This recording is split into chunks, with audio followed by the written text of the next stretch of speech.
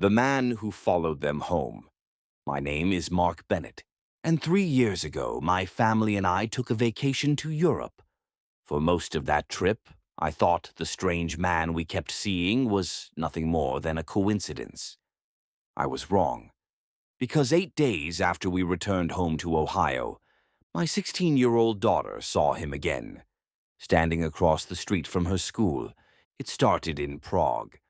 My wife, Rachel, our daughter, Sophie, our 11-year-old son, Lucas, and I had been planning the trip for almost 2 years. We spent 4 days in Prague before heading to Vienna. Nothing unusual happened during the first 2 days. Then, on our third morning, we had breakfast at a small cafe near our hotel. That's where Sophie noticed him, a man sitting alone at a table outside. Maybe late 40s, dark jacket, gray baseball cap, coffee in front of him. Sophie leaned toward me and quietly said, "Dad, that guy was in the hotel lobby yesterday." I looked over. I vaguely remembered seeing him. But there were hundreds of tourists in the city. I told her it was probably nothing, and at the time, I believed that. That afternoon, we visited a crowded tourist area in the old city.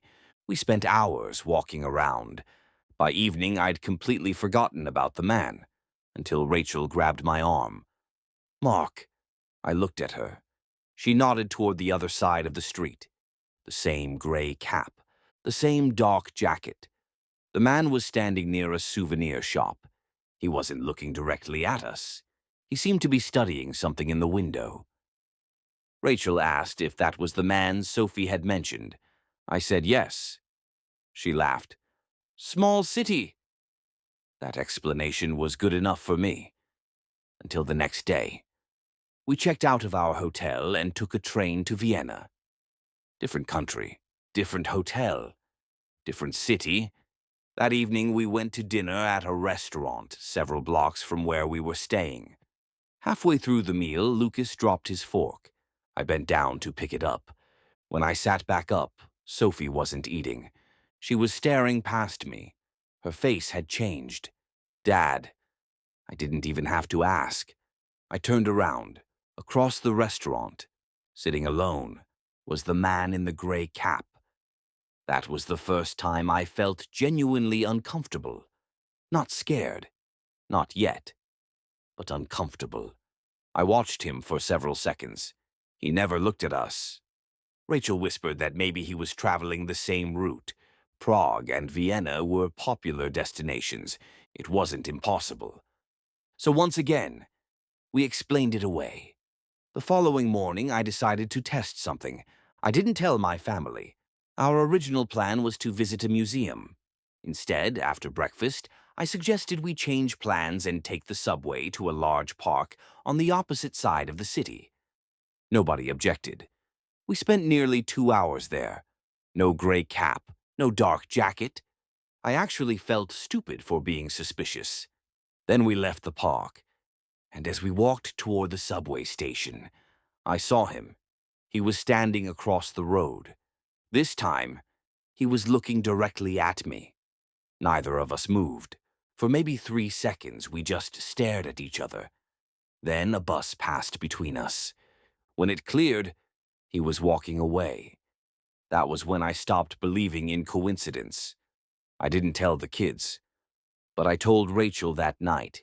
She wanted to contact the hotel and possibly the police. I convinced her to wait. We had only 2 days left before flying home. I didn't want to terrify Sophie and Lucas over something we couldn't prove. So we became careful. We stayed in crowded areas. We didn't separate. And for the remainder of the trip, we never saw him again. By the time our plane landed back in the United States, the entire thing already felt strangely distant, like one of those uncomfortable travel stories we'd eventually laugh about. For 8 days, nothing happened. Then Sophie called me from school. I was at work when my phone rang. She sounded nervous. "Dad, don't freak out." Those are 4 words no parent wants to hear. She said she was inside the school, near the front entrance. Across the street was a man, gray cap, dark jacket. At first, I thought she was mistaken. I asked her if she was sure. She said, "Dad, it's him." I told her not to leave the building. Then I called the school. By the time staff members went outside, the man was gone. I drove there immediately. Sophie was shaken. She kept insisting she hadn't imagined it. And I believed her, because there was one detail she hadn't noticed. But I had. Our hometown was more than 4,000 miles from Vienna.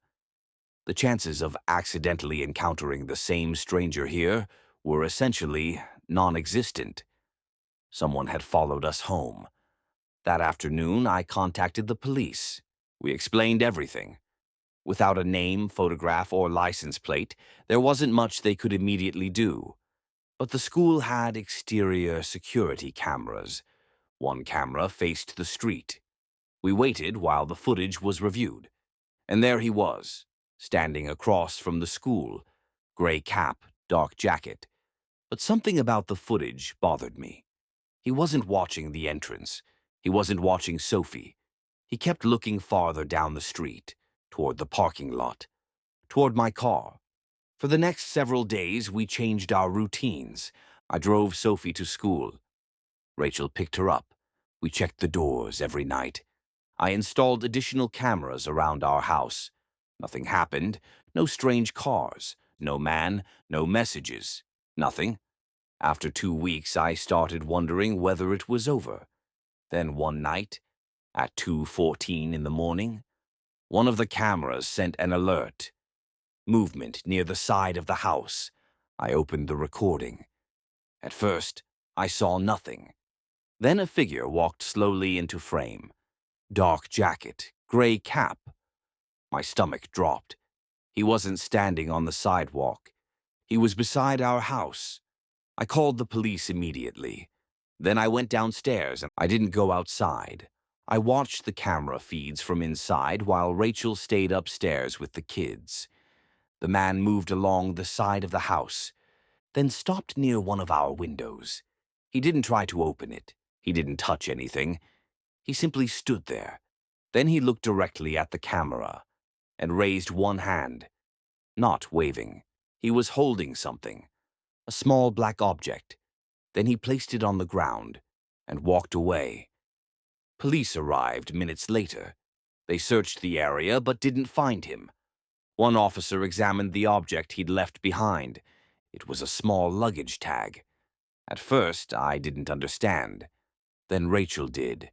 It belonged to us. It had been attached to one of our suitcases during the Europe trip. Our surname was printed on it, along with an old home address. But that wasn't the part that scared me. Sophie turned the tag over. Someone had written something on the back. 3 words. Wrong family. Sorry. The police took it as evidence. For weeks, I couldn't stop thinking about those words. Wrong family. What did that mean? Had he followed us across Europe because he thought we were someone else? Had he followed us all the way to America before realizing his mistake? And if we were the wrong family, who was the right one? Eventually, life returned to normal. Months passed, then a year. We never saw the man again. I tried searching online. I looked through news stories from Prague and Vienna. Nothing. Eventually, I stopped. Mostly because Rachel asked me to. She said knowing wouldn't change anything. Maybe she was right. But there's one final detail I've never told my kids. About 6 months after everything happened, I was cleaning old vacation photos from my laptop. I opened a picture we'd taken on our very first day in Prague. It was taken outside the airport. All 4 of us were smiling. Behind us were dozens of travelers, and near the edge of the picture, barely visible, was a man. Dark jacket, gray cap, looking directly at us.